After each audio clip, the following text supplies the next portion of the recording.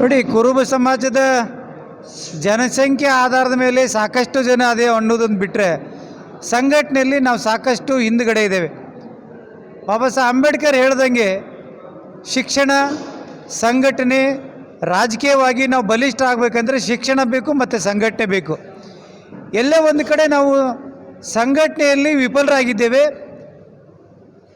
ಈ ಕುರುಬರ ಸಂಘ ಏನು ನಾವು ಕಟ್ಟಿದ್ದೇವೆ, 31 ಜಿಲ್ಲೆಯಲ್ಲಿ ಪದಾಧಿಕಾರಿ ಮಾಡಿದ್ದೇವೆ, 224 ತಾಲೂಕಲ್ಲಿ ಪದಾಧಿಕಾರಿಗಳು ಮಾಡಿದ್ದೇವೆ.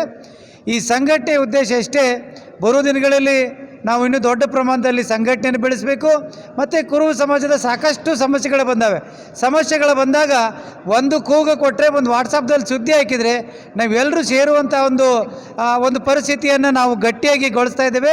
ಬರೋ ದಿನಗಳಲ್ಲಿ ನಾವು ಪ್ರತಿ ಜಿಲ್ಲೆಯಲ್ಲಿ ಏನೀಗ ಲಿಂಗಾಯತ್ ಸಮುದಾಯ ಇರೋದು 65 ಲಕ್ಷ 90 ಕಡೆ MLA ಹಾಕಾರಲ್ಲ, ನಾವು ಬರೋ ದಿನಗಳಲ್ಲಿ ಯಾವ ರೀತಿ ಸಂಘಟನೆ ಮಾಡ್ತೇವೆ ಅಂತ ಹೇಳಿದ್ರೆ, ನಾವು ಕನಿಷ್ಠ 60ರಿಂದ 65 ಜನ ಕಡೆ ಕುರುಬರು MLA ಆಗಬೇಕು. ಆ ನಿಟ್ಟಿನಲ್ಲಿ ನಾವು ಸಂಘಟನೆಯನ್ನು ಮಾಡ್ತೇವೆ. ಪ್ರಮುಖವಾಗಿ ಮತ್ತೊಂದು ವಿಷಯ ಅಂದರೆ, ಕುರುಬ ಸಮಾಜ ಮೀಸಲಾತಿ ವಿಚಾರದಲ್ಲಿ ವಂಚಿತವಾಗಿದೆ, ST ವಿಚಾರದಲ್ಲಿ. ಹಂಗಾಗಿ ಬರೋ ದಿನಗಳಲ್ಲಿ ನಾವು ಮೀಸಲಾತಿಯನ್ನು ಪಡೆಯುವ ನಿಟ್ಟಿನಲ್ಲಿ ನಾವು ಹೋರಾಟ ಮಾಡ್ತೇವೆ, ಸಂಘಟನೆಯನ್ನು ಗಟ್ಟಿಗೊಳಿಸ್ತೇವೆ ಅಂತ ತಮ್ಮ ಮಾಧ್ಯಮ ಮುಖಾಂತರ ಹೇಳಲಿಕ್ಕೆ ಇಚ್ಛೆಪಡ್ತೇವೆ. ನೋಡಿ, ಯಡಿಯೂರಪ್ಪನವ್ರು ಮುಖ್ಯಮಂತ್ರಿ ಆದಾಗ ಇಡೀ ರಾಜ್ಯದ ಪ್ರತಿಯೊಂದು ಲಿಂಗಾಯತ ಮಠಗಳಿಗೆ ಪ್ರತ್ಯೇಕವಾಗಿ ಬಜೆಟನ್ನು ಕೊಟ್ಟು ಒಳ್ಳೊಳ್ಳೆ ರೀತಿ ಅವರಿಗೆ ಅನುದಾನ ಕೊಟ್ಟರು. ಆದರೆ ಕುರುಬ ಸಮಾಜದ 1,000ಕ್ಕಿಂತ ಹೆಚ್ಚು ಮಂದಿರಗಳಿದಾವೆ ರಾಜ್ಯದಲ್ಲಿ. ಕೇವಲ ಕನಕ ಗುರುಪೀಠಕ್ಕೆ ಬಿಟ್ಟರೆ ಬೇರೆ ಮಠಗಳಿಗೆ ನಮಗೆ ಅನುದಾನವೂ ಸಿಕ್ಕಿಲ್ಲ. ಮತ್ತು ಕುರುಬ ಸಮಾಜ ಸಾಕಷ್ಟು ಬೇಡಿಕೆಗಳನ್ನು ತೊಗೊಂಡೋದ್ರೆ ಮುಖ್ಯಮಂತ್ರಿಗಳು ಗಮನಿಸಲಿಲ್ಲ. ಒಂದು, ಮುಖ್ಯಮಂತ್ರಿ ಸುತ್ತಮುತ್ತಲು ಬಕೆಟ್ ಹಿಡಿಯುವಂಥ ಗಿರಾಕಿಗಳಿದ್ದಲ್ಲ, ಅವರಿಂದ ಇವತ್ತು ನಮಗೆ ಅನ್ಯಾಯ ಆಗಿದೆ. ಮತ್ತು ಶೈಕ್ಷಣಿಕವಾಗಿ ಮಾತಾಡ್ತೀರಿ, ಬೊಮ್ಮಾಯಿ ಸರ್ಕಾರದಲ್ಲಿ ನಮಗೆ ಹಾಸ್ಟೆಲಲ್ಲಿ 90%ಕ್ಕಿಂತ ಹೆಚ್ಚು ಪರ್ಸೆಂಟೇಜ್ ಮಾಡಿದಂಥ ಮಕ್ಕಳಿಗೆ ಹಾಸ್ಟೆಲಲ್ಲಿ ಅವಕಾಶ ಕೊಟ್ಟರು. ಅದಕ್ಕಿಂತ ಪೂರ್ವದಲ್ಲಿ ಏನಾಗಿತ್ತು, 2Aದಲ್ಲಿರುವಂಥ ಎಲ್ಲ ಮಕ್ಕಳಿಗೆ ಹಾಸ್ಟೆಲ್ ಅವಕಾಶ ಸಿಗ್ತಾಯಿತ್ತು. ಇತ್ತೀಚೆಗೆ ಯಡಿಯೂರಪ್ಪನವ್ರು CM ಆದಮೇಲೆ ಸಾಕಷ್ಟು ಲಿಂಗಾಯತ ಒಳಪಂಗಡಗಳನ್ನು 2Aಗೆ ಸೇರಿಸಿದ ಮೇಲೆ ನಮಗೆ ಶೈಕ್ಷಣಿಕವಾಗಿ ಸಾಕಷ್ಟು ಅನ್ಯಾಯ ಆಗಿದೆ. ಮುಖ್ಯಮಂತ್ರಿಗೆ ನಾವು ಸಾಕಷ್ಟು ಬಾರಿ ಮನವಿಯನ್ನು ಕೊಟ್ಟೇವೆ, ನಮ್ಮ ಪೂರ್ವಕವಾದಂಥ ಸಮಸ್ಯೆಗಳು ಸ್ಪಂದಿಸಬೇಕಂತ ಇದ್ದೇವೆ. ಎಲ್ಲೇ ಒಂದು ಕಡೆ ನಮ್ಮ ಸಮುದಾಯಕ್ಕೆ ಈ ಸರ್ಕಾರದಲ್ಲಿ ದೊಡ್ಡ ಅನ್ಯಾಯ ಆಗಿದೆ. ಬರೋ ದಿನಗಳಲ್ಲಿ ನಮ್ಮವರೇ ಮುಖ್ಯಮಂತ್ರಿ ಆದಾಗ ಸಹಜವಾಗಿ ನಮಗೆ ಅನ್ಯಾಯ ಆಗ್ತೈತೆ ಅಂತ ಗೊತ್ತಿತ್ತು. ಆದರೆ ಕುರುಬರೊಬ್ಬ ಮುಖ್ಯಮಂತ್ರಿ ಆಗಬೇಕಂತಿತ್ತು.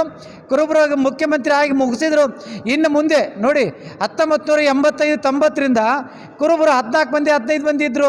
95ರಿಂದ 2000ವರೆಗೆ 26-27 ಮಂದಿ MLA ಇದ್ದೇವೆ, MP ಗಳಿದ್ದೇವೆ. ಇವತ್ತೇನಾಗಿದೆ ನಮ್ಮ ಪರಿಸ್ಥಿತಿ? ನಾವು ಕೇವಲ 14 ಮಂದಿ MLA ಇದ್ದೇವೆ, ಒಬ್ಬ MP ಇದ್ದಾರೆ, ರಾಜ್ಯಸಭಾ ಮೆಂಬರ್ ಇಲ್ಲ, MLC ಇಲ್ಲ.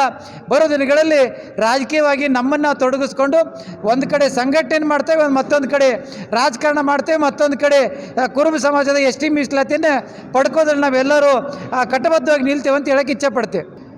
ನೋಡಿ, 1950ರಲ್ಲಿ ಇಡೀ ರಾಜ್ಯ ಅವತ್ತಿಗೆ 28 ಜಿಲ್ಲೆಗಳಿದ್ವಲ್ಲ, 28 ಜಿಲ್ಲೆಯಲ್ಲಿ ಕೂಡ ಕುರುಬರಿಗೆ ST ಸವಲತ್ತನ್ನು ಸಿಗ್ತಾಯಿತ್ತು. ಅದು ಕಾಡು ಕುರುಬ, ಬೆಟ್ಟ ಕುರುಬ, ರಾಜಗೊಂಡ, ಗೊಂಡ ಮತ್ತು ಕೊಡಗಿನಲ್ಲಿ ಕುರುಬ, ಇದೆಲ್ಲ ಒಂದೇ ಆಗಿತ್ತು.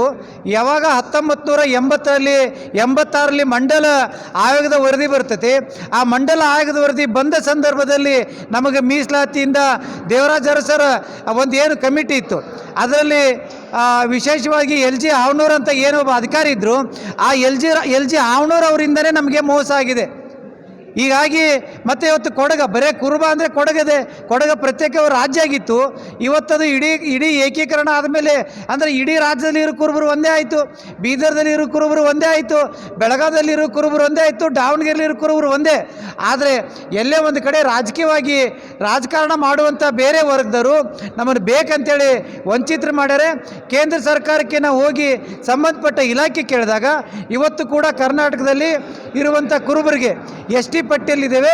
ಇದನ್ನು ಸರಿಪಡಿಸೋ ನಿಟ್ಟಿನಲ್ಲಿ ನಮ್ಮ ಹೋರಾಟವನ್ನು ಮಾಡಿ ನಾವು ST ಪಟ್ಟಿಯನ್ನು ಸೇರಿಸ್ಕೊಳ್ಳುವವರೆಗೆ ನಮ್ಮ ಹೋರಾಟ ಮಾಡ್ತೇವೆ. ಮತ್ತು ನಾವು ST ಸಿಂಧುತ್ವವನ್ನು ಪಡಿತೇವೆ ಅಂತ ಹೇಳಲಿಕ್ಕೆ ಇಚ್ಛೆಪಡ್ತೇವೆ. ಒಂದು ಕಡೆ ಕೇಂದ್ರ ಸರ್ಕಾರ ಏನು BJP ನರೇಂದ್ರ ಮೋದಿ ಅವರ ಸರ್ಕಾರ ಏನೈತಿ, ಆದರೆ ರಾಜ್ಯದಲ್ಲಿ ಮತ್ತು ದೇಶದಲ್ಲಿ ಕುರುಬ ಸಮುದಾಯ ಏನಿದೆ, ಒಂದು ಕಡೆ ಹೇಳ್ತಾ ಇದ್ರು ರಾಜ್ಯದಲ್ಲಿ ಇಲ್ಲಿ ನಮ್ಮ ತಾಲೂಕಿನಲ್ಲಿ 2 ನಾವು 70 ಲಕ್ಷ ಜನ ಕುರುಬರಿದ್ದೇವೆ, ಇನ್ನೂ ರಾಜ್ಯದಲ್ಲಿ ನಾವಿದ್ದೇವೆ, ಮುಖ್ಯಮಂತ್ರಿ ನಾವು ಕೂಡ ಮಾಡ್ತೇವೆ, MLA ಕೂಡ ಮಾಡ್ಕೋಬೇಕು ಅಂತ ಒಂದು ಎಲ್ಲ ಸಭೆಯಲ್ಲಿ ಘೋಷಣೆ ಮಾಡಿದರೆ ಸಾಲದು ಸರ್. ಆದರೆ ಎಲ್ಲ ಒಂದು ಕಡೆ BJP ಪಕ್ಷದ ಅದು ಪಕ್ಷದ ಅಂತ ಅಲ್ಲ, ನರೇಂದ್ರ ಮೋದಿ ದೇಶದ ಒಬ್ಬ ಪ್ರಧಾನಮಂತ್ರಿ, ಗೃಹ ಸಚಿವ ಅಮಿತ್ ಶಾ ಅವರ ಹತ್ರ ಎಲ್ಲ ಒಂದು ಕಡೆ ತಮ್ಮ ಸಂಘಟನೆಯಿಂದ ಎಲ್ಲಿ ಎಷ್ಟೆಲ್ಲಿ ಮೀಸಲಾತಿಯನ್ನು ಪಡೆದುಕೊಳ್ಳಬೇಕು ಅಂತ ಹೇಳಿ ಒಂದು ನಿಯೋಗ ಹೋಗುವಂಥದ್ದು ಆಗಿದೆ. ಅದ್ರ ಬಗ್ಗೆ ಮಾಹಿತಿ ಕೊಡ್ಬೋದು ಹೇಗೆ ತಾವುಗಳು ಅಂತ? ನೋಡಿ, ಇಡೀ ದೇಶದಲ್ಲಿ ಸರಿಸುಮಾರು 13ರಿಂದ 14 ಕೋಟಿ ಕುರುಬರಿದ್ದೇವೆ.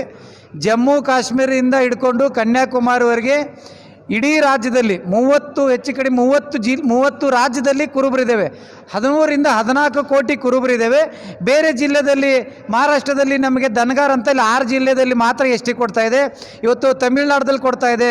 ಅಂದರೆ ಪ್ರಾಂತವಾರು ಕೆಲವೊಂದಿಷ್ಟು ಕಡೆ ನಮಗೆ ಅನ್ಯಾಯ ಆಗಿದೆ. ಆದರೆ ಅಮಿತ್ ಶಾ ಅವರು ನಮಗೆ ಮುಂದಿನ ತಿಂಗಳ ಸಮಯವನ್ನು ನಿಗದಿಪಡಿಸ್ಯಾರೆ. ಆವಾಗ ಹೋದಾಗ ಇವತ್ತು UP ಆಗಿರ್ಬೋದು, ಬಿಹಾರದಲ್ಲಾಗಿರ್ಬೋದು, ಹರಿಯಾಣದಲ್ಲಾಗಿರ್ಬೋದು, ಗುಜರಾತಲ್ಲಾಗಿರ್ಬೋದು, ಬೇರೆ ಎಲ್ಲ ರಾಜ್ಯದಾಗಿರುವಂಥ ನಾಯಕರು ಸೇರಿ ನಾವು ಕೇಂದ್ರದಲ್ಲಿ ನಮ್ಮವರೇ ಒಬ್ಬರು ಮಂತ್ರಿ ಕೂಡ ಇದ್ದಾರೆ, 8-9 ಮಂದಿ MP ಕೂಡ ಇದೆ ಬೇರೆ ಬೇರೆ ರಾಜ್ಯಗಳಲ್ಲಿ. ಎಲ್ಲರೂ ಸೇರಿ ಅಮಿತ್ ಶಾ ಅವ್ರ ಕಡೆ ನಿಯೋಗ ತೊಗೊಂಡೋಗ್ಬೇಕಂತ ಈಗಾಗಲೇ ಚರ್ಚೆ ನಡೆದಿದೆ. ಮುಂದಿನ ತಿಂಗಳು ಹೋದಾಗ ನಾವು ನಮ್ಮ ಸಮಸ್ಯೆಗಳ ಬಗ್ಗೆ ಚರ್ಚೆ ಮಾಡಿಕೊಂಡು ನಮ್ಮ ಸಮಸ್ಯೆನ ಸರಿಪಡಿಸ್ಕೋತೇವೆ. ನಿಮ್ಮ ಸಮುದಾಯಕ್ಕೆ MP MLA ಸೀಟ್ ತಗೊಂಡ್ರೆ ಸಾಲದು ಸರ್. ಮೀಸಲಾತಿ ST ಮೀಸಲಾತಿ ತೆಗೆದುಕೊಂಡ್ರೆ ನಿಮಗೆ ಮೀಸಲಾತಿ ಹೆಚ್ಚಿಗೆ ಆದರೆ MLAಗಳು ಹೆಚ್ಚಿಗೆ ಆಗ್ತೀರಿ, MP ಗಳು ಹೆಚ್ಚಿಗೆ ಆಗ್ತೀರಿ. ಎಲ್ಲೆಲ್ಲಿ ನಿಮ್ಮ ಕುರುಬ ಸಮುದಾಯ ಇದೆ ಅಲ್ಲೆಲ್ಲಿ MLA ಆಗಲಿಕ್ಕೆ ಮಾತ್ರ ಸಾಧ್ಯ. ಎಲ್ಲೋ ಸ್ಟೇಜ್ ಮೇಲೆ ಹೇಳಿದ್ರೆ ಇದು ಸಾಧ್ಯ ಅಲ್ಲ ಅಂತ ಹೇಳಿ ನಿಮ್ಮ ಕುರುಬ ಸಮಾಜ ಒಬ್ಬ ಯುವಕ ಮಾತಾಡ್ತಾ ಇದ್ದ. ಅದು ಒತ್ತಾಯ ಮಾಡಿ ನಿಮ್ಮ ST ಸಮಾಜ ಅಂದರೆ ST ಪಂಗಡವನ್ನು ಸೇರಿಸಲಿಕ್ಕೆ ನಿಮ್ಮ ಕುರುಬ ಸಮುದಾಯ ಹಕ್ಕೊತ್ತಾಯ ಲಾಸ್ಟ್ ಮಾಡ್ಬೋದೇ ಹೇಗೆ ಕೇಂದ್ರ ಸರ್ಕಾರಕ್ಕೆ ಅಂತ? ಇಲ್ಲ, ಈಗಾಗಲೇ ನಾನು ಹೇಳ್ದಂಗೆ ಮುಂದಿನ ತಿಂಗಳು ಅಮಿತ್ ಶಾ ಅವರ ಸಮಯವನ್ನು ನಿಗದಿಪಡಿಸ್ಯಾರ. ಆಗ ಹೋದಾಗ ನಮಗೆ ಮೀಸಲಾತಿ ಪಡೆಯೋದ್ರ ಬಗ್ಗೆ ನಾವು ಪಡಿತೇವೆ. ಯಾಕೆಂದರೆ ಹೊಸದಾಗಿ ನಾವು ಅಪೀಲ್ ಮಾಡ್ತಾ ಇಲ್ಲ, ಇರೋ ಮೀಸಲಾತಿ ತಪ್ಪಿದೆ. ಕೇವಲ ಇವತ್ತು 4 ಜಿಲ್ಲೆಯಲ್ಲಿ ಸಿಗ್ತಾ ಇದೆ.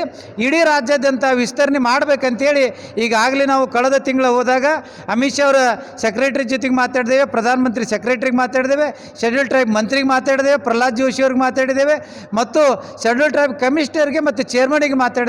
ಅವರು ಮುಂದಿನ ತಿಂಗಳ ಸಮಯ ನಿಗದಿಪಡಿಸ್ಯಾರ. ಮುಂದಿನ ತಿಂಗಳು ಹೋದಾಗ ನಮ್ಮ ಸಮಸ್ಯೆನ ಬಗೆಹರಿಸ್ಕೊಳ್ಳಿಕ್ಕೆ ಏನು ಬೇಕು ಆ ನಿಯೋಗದಲ್ಲಿ ಪಡ್ಕೋತೇವೆ ಅಂತ ಹೇಳಿಕ್ಕೆ ಇಚ್ಛೆ ಪಡ್ತೀವಿ. ಕೇಂದ್ರ ಸರ್ಕಾರ ನಿಮಗೆ ST ಮೀಸಲಾತಿ ಕೊಟ್ಟರೆ ಅವ್ರ ಪರವಾಗಿ ನಿಲ್ಲುವಂಥ ಕೆಲಸ ತಾವು ಕುರುಬ ಸಮುದಾಯ ಮಾಡ್ತೀರಿ? ನೋಡಿ, ಕುರುಬರು ಮಾತು ಕೊಟ್ಟ ಪ್ರಕಾರ ಇರುವಂಥ ಜನ ಈ ಭಾಗದಲ್ಲಿ ಒಂದು ಸಾರಿ ರೇಣುಕಾಚಾರ್ಯ MLA ಮಾಡ್ತೀವಿ ಅಂತ ಹೇಳಿದ್ರು. ಉದಾಹರಣೆಗೆ ಒಂದು ತಾಲೂಕಲ್ಲಿ ರೇಣುಕಾಚಾರ್ಯ MLA ಮಾಡಿದ್ದೇವೆ. ಈ ಬಾರಿ ಸಿದ್ದರಾಮಯ್ಯವರು ಮಕ ನೋಡ್ಕೊಂತು ಶಾಂತಗೌಡರಿಗೆ MLA ಮಾಡಬೇಕಂತೆ ಕುರುಬ ಸಮಾಜ ನಿರ್ಧಾರ ಮಾಡಿತ್ತು. ಆ ಪ್ರಕಾರ ಅವ್ರಿಗೆ MLA ಮಾಡಿದ್ದೇವೆ. ಸಿದ್ದರಾಮಯ್ಯರು ಹೇಳಿದ ಒಂದೇ ಒಂದು ಮಾತಿಗೆ ಇವತ್ತು 138 MLAಗಳು ಏನಿದಾರಲ್ಲ ಇವರೆಲ್ಲರೂ ಕುರುಬರು ಓಟಿಂದನೇ MLAಗಳಾಗಿದ್ದು. ನಾಳೆ ದಿನ ಇದೇ ಬೈ ಎಲೆಕ್ಷನ್ ಆಗಲಿ, ಅವತ್ತು ಎಷ್ಟು ಜನ ಸೋಲ್ತಾರೆ ನೀವು ನೋಡ್ಕೊಂತೀರಿ. 2028ರಲ್ಲಿ ನಾವು ಯಾರು ನಮಗೆ ಮೀಸಲಾತಿಯಲ್ಲಿ ಸ್ಪಷ್ಟೀಕರಣ ಕೊಡ್ತಾರೆ ಅಂಥ ಪಕ್ಷದ ಜೊತೆಗೆ ಇರ್ತೇವೆ. ಇಲ್ಲದಿದ್ದರೆ ಬರೋ ದಿನಗಳಲ್ಲಿ ಚಿಂತನೆ ಮಂಥನೆ ಮಾಡಿ ನಾವೇ ಅಭ್ಯರ್ಥಿ ಮಾಡಬೇಕಾ ಏನು ಅಂತ ಬರೋ ದಿನಗಳಲ್ಲಿ ತಮಗೆ ಹೇಳುವಂಥ ಪ್ರಯತ್ನ ಮಾಡ್ತೇವೆ.